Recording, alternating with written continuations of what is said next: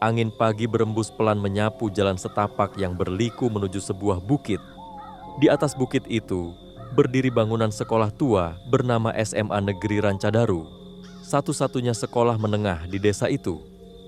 Bangunannya sudah tua, cat temboknya memudar, dan sebagian jendela berderit kalau tertiup angin. Di balik jendela kaca, salah satu kelas, tampak seorang gadis berambut panjang duduk sendirian.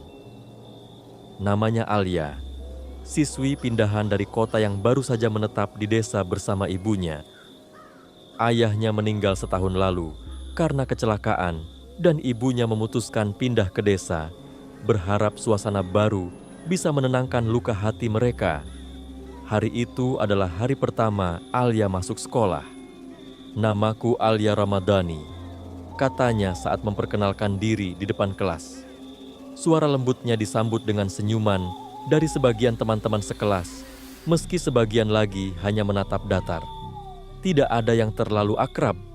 Mungkin mereka butuh waktu, atau mungkin semua orang di sekolah ini memang terbiasa diam. Alia mulai memperhatikan hal-hal kecil yang terasa ganjil. Lorong-lorong di sekolah itu sepi meskipun jam istirahat. Tidak ada tawa. Tidak ada suara gaduh anak-anak remaja seperti biasanya. Yang lebih aneh lagi, ada satu ruang kelas di ujung lorong timur yang selalu tertutup rapat. Pintu kayunya tua dan kusam. Gagang pintunya sudah karatan. Tidak ada tanda-tanda pernah digunakan lagi. Ketika Alia bertanya ke teman sebangkunya, seorang gadis berkacamata bernama Intan, jawabannya hanya singkat. "Oh, itu ruang kosong, udah lama nggak dipakai." Dan nada bicaranya seolah menyuruh Alia untuk tidak bertanya lagi. Saat pulang sekolah, Alia berjalan menuruni jalan berbatu dari sekolah ke rumahnya yang tidak terlalu jauh. Ia melintasi sawah dan sesekali bertemu warga desa yang menyapanya ramah. Tapi di balik keramahan itu, Alia mulai merasa seolah semua orang di desa ini menyembunyikan sesuatu. Setibanya di rumah, ia melihat ibunya sedang menyiram tanaman di halaman. Rumah mereka kecil tapi nyaman. Tidak ada yang aneh. Tapi entah kenapa, bayangan sekolah tadi tidak hilang dari pikirannya. Malam itu, sebelum tidur, Alia membuka buku harian kecilnya dan menulis. "Hari pertama sekolah, semua baik-baik saja. Tapi kenapa aku merasa sedang diawasi?" Alia meletakkan pena di atas bukunya, lalu menutup lembaran harian itu pelan. Matanya menatap langit-langit kamar yang gelap. Angin malam di desa Rancadaru selalu lebih dingin dari biasanya. Tapi malam ini, bukan dinginnya yang membuat tubuh Alia menggigil, melainkan perasaan aneh yang tak bisa ia jelaskan. Seolah ada yang sedang berdiri di depan pintunya, mengawasinya, diam-diam. Hari kedua di sekolah, Alia berjalan menyusuri lorong menuju kelas. Kali ini ia memperhatikan lagi ruangan di ujung timur. Ruangan yang kemarin dikatakan kosong oleh Intan. Ia sempat berhenti di depan pintunya, melihat cat yang terkelupas, mendekat. Lalu, "Alia!" Suara Intan memanggil dari belakang. Alia terkejut. Ia menoleh. "Ngapain kamu di situ?" tanya Intan. Suaranya terdengar tegas, lebih kencang dari biasanya. Alia tersenyum kecil, berusaha santai. "Cuma penasaran, ini ruang apa sih sebenarnya?" Intan menunduk, lalu menjawab pelan, seolah sedang memilih kata. "Itu ruang kelas lama, sudah nggak dipakai sejak dulu. Pokoknya, jangan terlalu dekat ke sini ya." Alia mengerutkan kening. "Kejadian apa?" Tapi, sebelum sempat dijawab, bel masuk berbunyi. Dan Intan langsung berjalan cepat, tanpa menoleh lagi. Saat jam istirahat, Alia duduk di bawah pohon besar di halaman belakang sekolah. Di sana, seorang siswa laki-laki datang menghampiri. Namanya Bagas, anak kelas sebelah yang punya reputasi sebagai orang yang suka menyendiri dan baca buku-buku sejarah desa. "Kamu yang anak baru itu, kan, Alia?" "Ya, kamu Bagas?" Bagas mengangguk, lalu tiba-tiba ia bertanya, "Kamu dengar juga ya?" Alia terdiam. "Dengar apa?"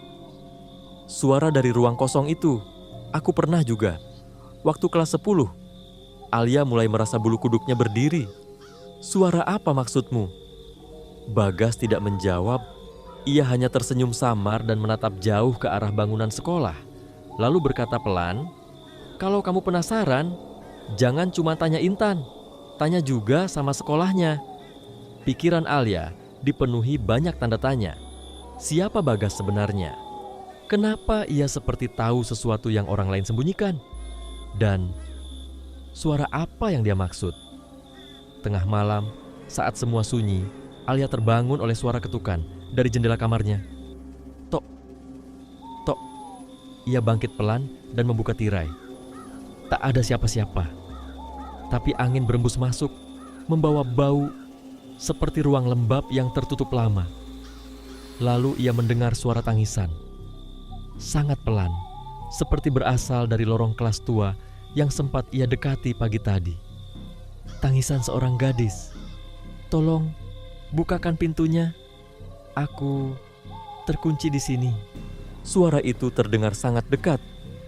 Tapi ketika Alia membuka jendela dan menatap keluar, hanya ada hamparan sawah yang diselimuti kabut tipis.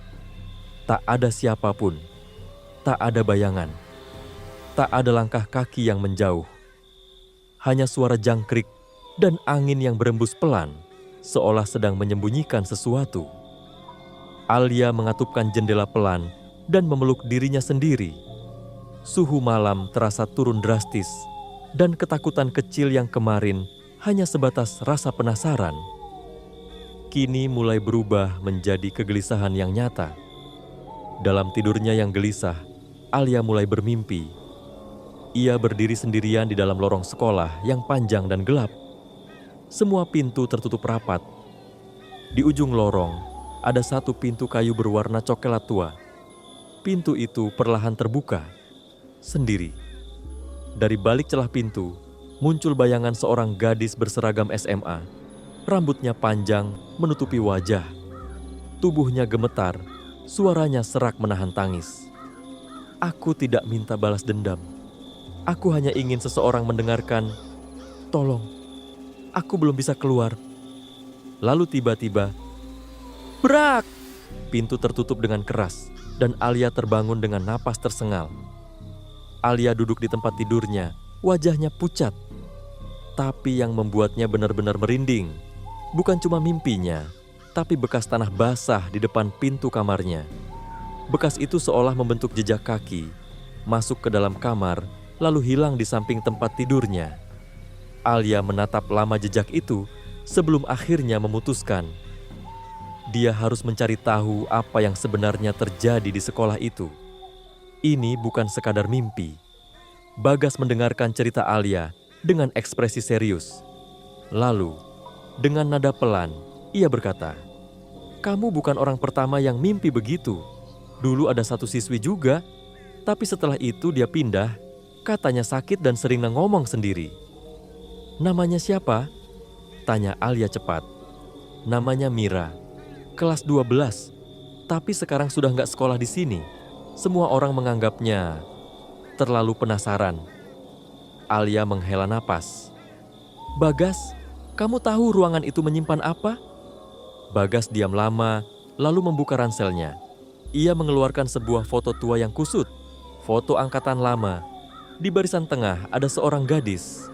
Wajahnya mirip dengan sosok dalam mimpi Alia. "Ini dia?" "Ya," jawab Bagas pelan. "Namanya Citra." Malam itu, Alia mencoba tidur lebih cepat. Tapi begitu ia memejamkan mata, mimpi itu datang lagi. Kali ini lebih jelas, Citra berdiri di tangga sekolah. Tubuhnya gemetar. Ia mengulurkan tangan ke arah Alia. "Kamu bisa melihatku, kamu bisa mendengarku. Tolong selesaikan ceritaku sebelum semuanya terlambat." Tiba-tiba, dari balik bayangan di belakang Citra, muncul sosok hitam tinggi, seperti orang dewasa, mendekat perlahan. Citra menoleh dengan wajah panik, lalu berteriak, "Jangan dekat-dekat!" Dan Alia kembali terbangun dengan tubuh basah oleh keringat. Kali ini ia melihat sesuatu di meja belajarnya. Sebuah kertas tua dengan tulisan tangan samar. "Aku gak kuat lagi. Besok aku akan ceritakan semuanya ke Bu Rika." Alia memandangi kertas tua itu lama. Tulisan tangan itu gemetar, seperti ditulis dalam ketakutan yang amat sangat.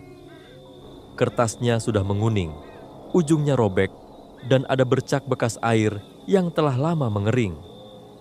Tapi yang paling membuat Alia sulit bernapas adalah satu hal. Kertas itu bukan miliknya, ia tidak pernah memilikinya. Dan tadi malam, meja belajarnya bersih. Jadi, dari mana asalnya? Dan siapa yang menaruhnya di sana? Hari itu, suasana sekolah terasa lebih sunyi dari biasanya. Bahkan suara burung pun seperti enggan bernyanyi di halaman. Alia tidak bisa diam. Saat jam istirahat, ia langsung menuju perpustakaan sekolah yang sudah lama tidak dipakai. Ruangan itu penuh debu dan buku-buku tua yang menumpuk tak beraturan. Ia mencari entah apa yang dicarinya, tapi hatinya seperti dituntun. Sampai akhirnya, di sudut rak paling bawah, di balik tumpukan majalah tahun 90-an, ia menemukan sebuah kotak kayu kecil yang sudah rapuh dan berdebu. Di dalamnya, sebuah buku harian. Sampulnya terbuat dari kain lusuh dan ada inisial kecil di pojok kanan bawah. CA. Alia menelan ludah. Citra Ayuning Tias. Dengan tangan gemetar, ia membuka halaman pertamanya. "Hari ini aku menangis di tangga belakang. Lagi-lagi dia memanggilku ke ruang itu. Aku gak tahu harus cerita ke siapa. Aku takut, tapi aku juga gak bisa pura-pura kuat terus. Besok aku mau bilang ke Bu Rika. Aku harap Bu Rika percaya padaku." Halaman-halaman berikutnya semakin gelap. Bukan karena warnanya, tapi karena isi tulisan Citra yang makin hari makin penuh ketakutan. Ia merasa diikuti, diancam, dan diminta menutup mulut oleh seseorang. Seseorang yang berkuasa di sekolah. Alia nekat bertanya pada beberapa guru. "Bu, apakah dulu di sini pernah ada guru bernama Bu Rika?" Salah satu guru senior, Pak Tardi, menoleh pelan. "Bu Rika? Sudah lama beliau pindah. Sejak, mungkin 8 tahun lalu." "Kenapa pindah, Pak?" Pak Tardi menatap Alia lama, lalu menjawab dengan suara rendah. "Kadang ada orang yang gak kuat menanggung beban meski dia tidak salah." Alia terdiam. Ada sesuatu yang ditutup rapat, sesuatu yang tidak tertulis di papan nilai, tapi tertanam di dinding sekolah ini. Kali ini mimpinya lebih gelap. Citra berdiri di lorong sekolah. Tapi kali ini, wajahnya terlihat jelas. Matanya sembab, tapi penuh harapan. "Kamu sudah temukan buku itu. Terima kasih, tapi aku masih terkurung. Selama dia masih menyembunyikan kebenaran, aku tidak bisa pergi." Alia bertanya, "Dia siapa, Cit?" Tapi suara Citra menghilang, digantikan oleh bunyi langkah sepatu kulit pria yang bergema dari ujung lorong. Alia terbangun dengan jantung berdegup keras. Tapi ia tidak sendiri. Di samping buku harian itu, ada lembaran foto kelas angkatan lama yang tadi pagi belum ada di kamarnya. Di pojok kiri bawah foto, Alia melihat sosok yang pernah ia lihat sebelumnya. Guru laki-laki berkacamata mengenakan jas cokelat, berdiri di sebelah Citra. Dan di balik foto itu, tertulis dengan tinta luntur, "Pak Seno, Wali kelas 11 IPA 1 tahun 2015. Alia membaca tulisan itu berkali-kali. Nama itu kini terasa sangat nyata, sangat dekat, seperti sosok yang selama ini bersembunyi dalam bayang-bayang akhirnya mulai menunjukkan wajahnya. Wajah yang dulu mungkin dihormati, tapi sekarang perlahan berubah menjadi tanda tanya besar. Siapa sebenarnya Pak Seno? Dan kenapa wajahnya berdiri tepat di samping Citra? Alia menatap foto itu lama, sebelum akhirnya menunjukkannya kepada Bagas. Bagas mengangguk pelan. Itu memang dia. Dulu guru muda yang cukup disukai murid-murid, pintar, santun, ramah. Alia menatap tajam. Termasuk Citra? Bagas menelan ludah. Gosipnya begitu, tapi semua orang berhenti membicarakan setelah Citra hilang. Iya, katanya pindah mendadak karena keluarga. Tapi ada juga yang bilang, dia nggak pernah pamit, cuma hilang begitu saja. Alia terdiam. Rasanya terlalu aneh jika seorang siswi bisa tiba-tiba menghilang dan semua orang bersikap seolah tidak pernah terjadi apa-apa. Ia memberanikan diri bertanya pada salah satu guru bahasa Indonesia yang cukup ramah, Bu Yuni. Bu, saya sedang baca arsip lama. Saya menemukan nama Pak Seno. Apa beliau masih mengajar? Bu Yuni terkejut sejenak, lalu menjawab pelan, Pak Seno sudah lama tidak mengajar di sini. Setelah kejadian waktu itu, beliau memilih pensiun dini. Kejadian apa, Bu? Bu Yuni diam. Matanya berkaca-kaca, tapi tidak menjawab. Ia hanya berkata satu kalimat yang membuat Alia makin penasaran. Kadang, orang dewasa pun punya rasa takut yang lebih dalam dari anak-anak. Aku tidak tahu kenapa semua orang di sini memilih diam. Tapi jika memang Citra meminta pertolonganku, aku akan cari tahu. Karena diam bukan pilihan. Tiba-tiba, lampu kamarnya meredup. Dari bawah celah pintu, muncul bayangan kaki perempuan tanpa suara langkah. Alia menahan napas. Tidak ada ketukan, tidak ada suara. Hanya diam, dan bayangan yang perlahan bergerak menjauh. Bagas membawa sesuatu, peta denah sekolah lama. Ternyata ayahnya dulu pernah menjadi bagian dari pembangunan sekolah itu. Di denah ini, ruang yang sekarang tertutup itu dulunya ruang kelas reguler. Tapi setelah renovasi, ruangan itu ditutup permanen. Kenapa? Tanya Alia. Bagas menunjuk coretan kecil di pojok denah. Di sana tertulis, Blokir 2016, atas permintaan Kepala Sekolah dan Wali Kelas 11 IPA 1. Dan nama di bawahnya tertulis, Seno Wijaya. Semua petunjuk mengarah ke satu titik. Citra menulis ingin mengadu ke Bu Rika, tapi tak pernah sempat. Citra menghilang secara misterius. Dan ruang kelas tempat terakhir ia terlihat, sekarang dikunci rapat dan dilupakan. Bagas, kata Alia serius. Kalau memang kebenaran itu ditutup, aku akan buka kembali. Bagas menatapnya, ragu. Tapi kalau kamu buka, semua orang mungkin akan menolak. Bahkan pihak sekolah sendiri. Alia mengangguk. Aku tahu, tapi lebih baik dibenci karena mencari kebenaran daripada dihormati karena diam terhadap kesalahan. Terima kasih, kamu belum menyerah. Suara itu bergema lembut di dalam kepala Alia, meski mulut Citra dalam mimpinya tadi tidak bergerak. Seolah kata-kata itu tak butuh suara untuk sampai ke hati. Malam itu, Alia tidak bisa tidur. Matanya terbuka lebar, menatap langit-langit kamar yang perlahan dipenuhi pertanyaan yang belum terjawab. Siapa sebenarnya Pak Seno? Dan kenapa semua orang memilih melupakan Citra? Alia dan Bagas duduk di ruang tengah rumah tua milik keluarga Bagas. Di dindingnya tergantung lukisan usang dan rak buku berdebu. Bagas sedang menelusuri file lama milik ayahnya. Sampai akhirnya, ia menemukannya. Seno Wijaya, katanya sambil menunjukkan map lusuh berisi dokumen guru-guru lama. Ini alamat terakhirnya. Sekarang beliau sudah tidak tinggal di desa ini, tapi masih satu kecamatan, di tepi hutan, dekat rumah janda tua yang dikenal dengan sebutan Nyi Taru. Alia menatap Bagas penuh tekad. Kita harus ke sana. Mereka menumpang motor milik Bagas. Jalanan menuju rumah Pak Seno sunyi, sepi, dan dipenuhi pohon-pohon tinggi.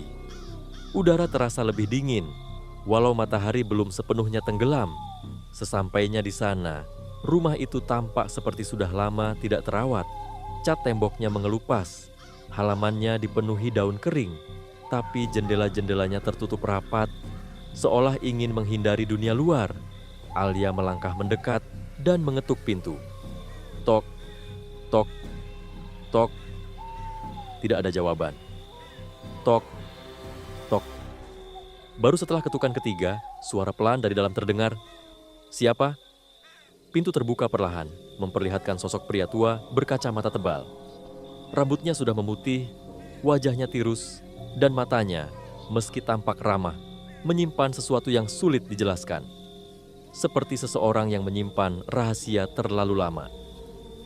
"Ada apa kalian ke sini?" tanyanya dengan suara serak. Alia mengangkat buku harian Citra. "Kami ingin tahu tentang ini. Dan tentang ruang kelas itu." Pak Seno menatap buku itu lama, sangat lama. Wajahnya berubah. Bukan marah, tapi seperti seseorang yang mendadak ditarik kembali ke masa lalu yang ingin ia kubur. "Ayo masuk," katanya akhirnya. Pak Seno duduk pelan di kursi rotan tua, sementara Alia dan Bagas duduk berhadapan. Di meja kecil ada teh yang sudah lama dingin. Suasana sangat hening.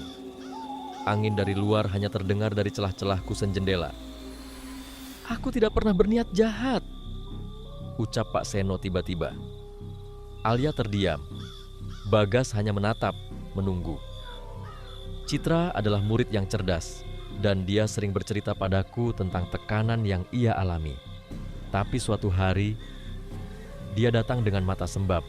Katanya ingin bicara empat mata. Ia ingin lapor ke Bu Rika, tapi belum sempat.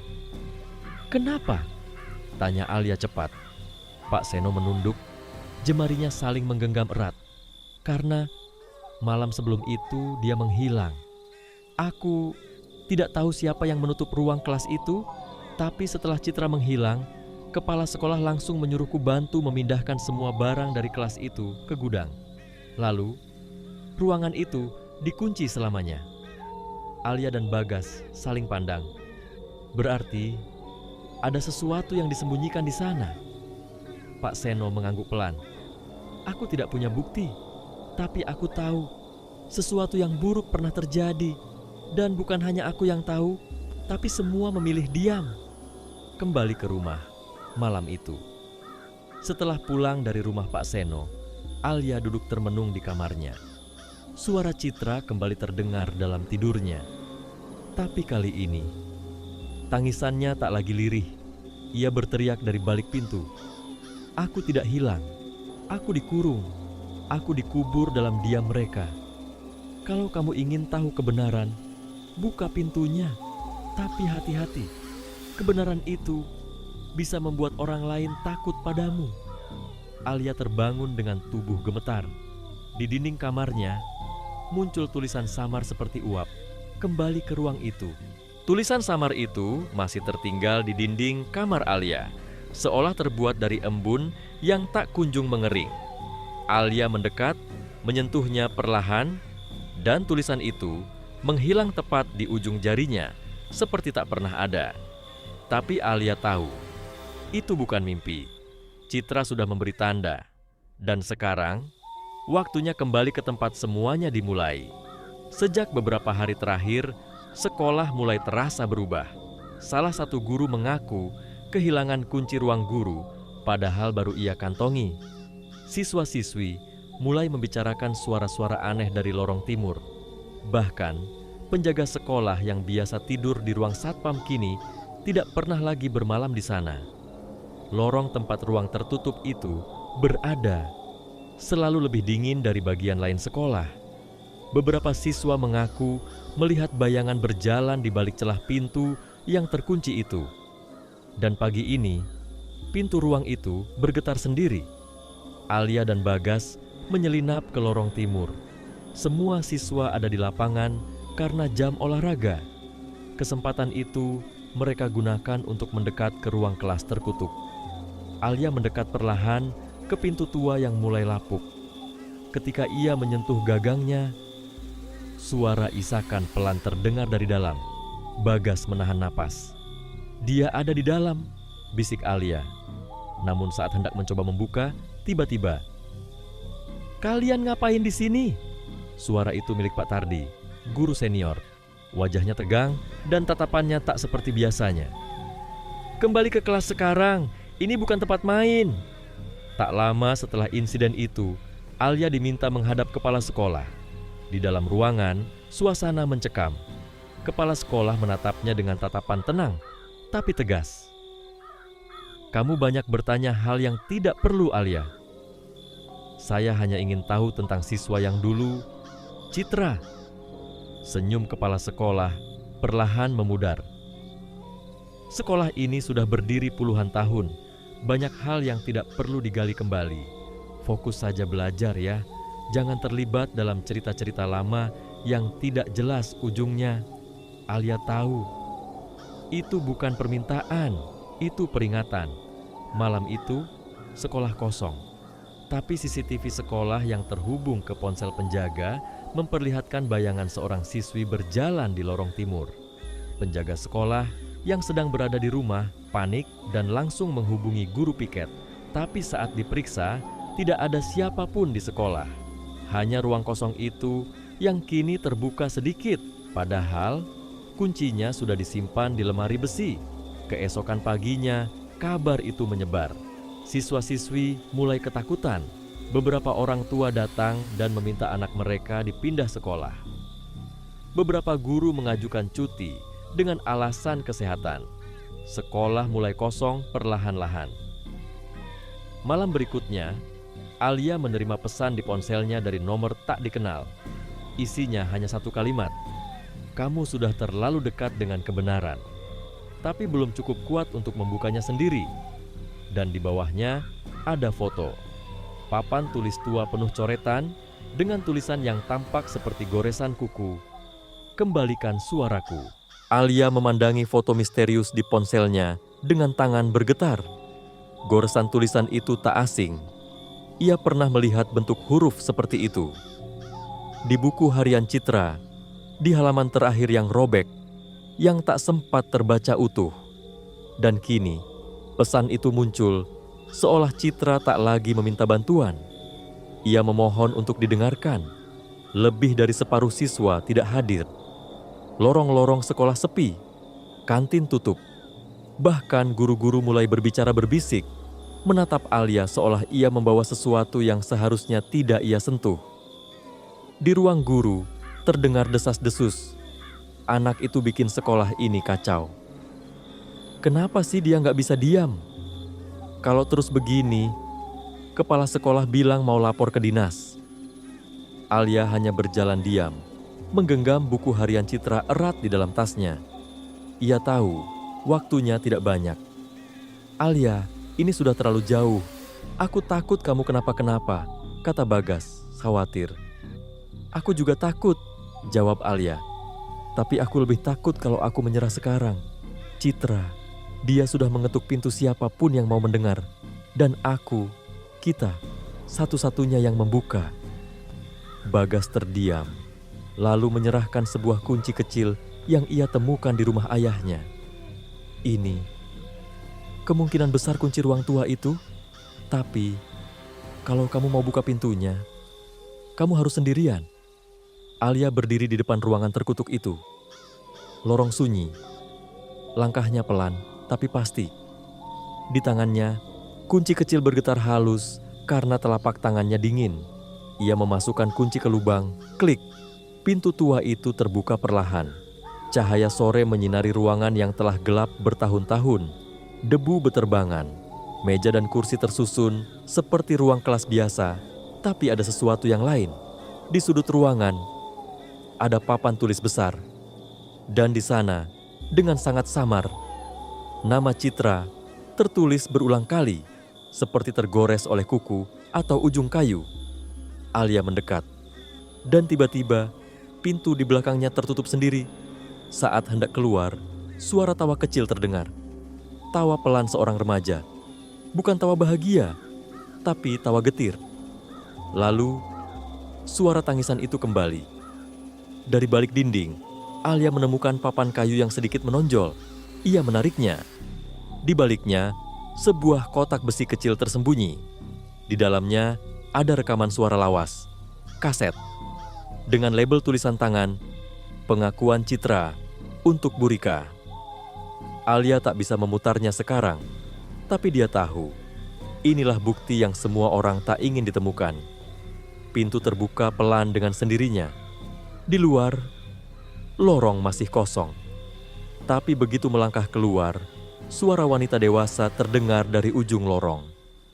Kamu tidak akan bisa menyelamatkan semua orang dengan suara itu. Alia menoleh.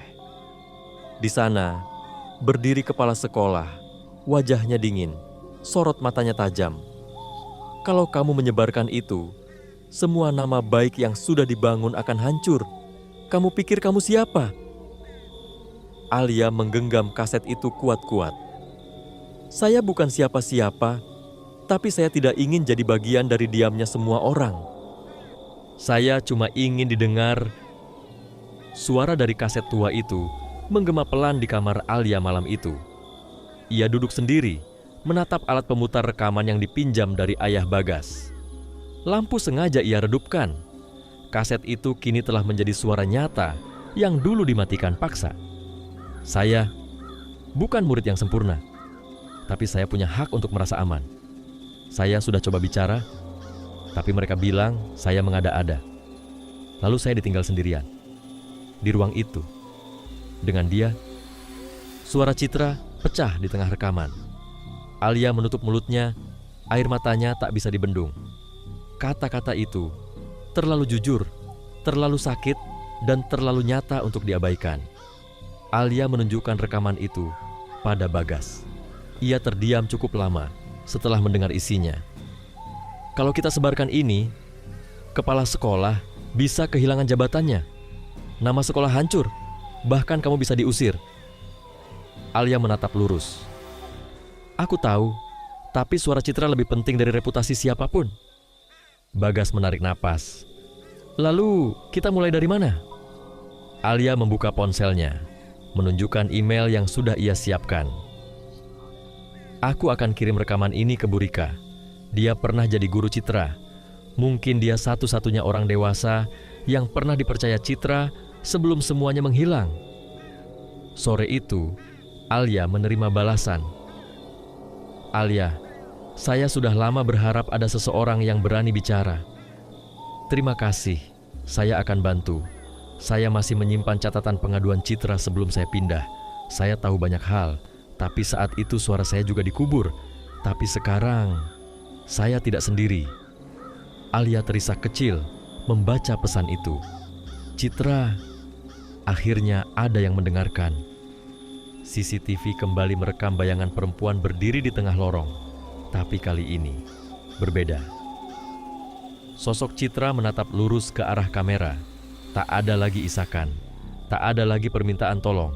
Hanya tatapan tenang dan senyum tipis. Seolah ia tahu, suaranya akhirnya didengar. Hari itu, dunia maya heboh. Sebuah akun media lokal membagikan berita tentang rekaman suara seorang siswi SMA yang selama ini ditutup-tutupi. Rekaman yang disimpan bertahun-tahun kini menjadi saksi suara yang ingin dibungkam. Beberapa mantan guru bersaksi. Nama-nama mulai muncul, termasuk Pak Seno. Kepala sekolah saat ini pun mengundurkan diri. Pihak berwenang mulai menyelidiki ulang kasus lama yang dulu ditutup begitu saja. Ia duduk di bangku taman, memandangi ruang kelas tua di kejauhan. Angin bertiup lembut. Tidak sedingin biasanya. Tidak sesunyi dulu. Dan entah kenapa, udara di sekitar kini terasa lebih ringan. Langkah kaki pelan terdengar di belakangnya. Ia menoleh, tapi tak ada siapa-siapa. Hanya suara lembut yang berbisik. Terima kasih, kamu sudah mengembalikan suaraku. Alia tersenyum. Untuk pertama kalinya, tanpa rasa takut.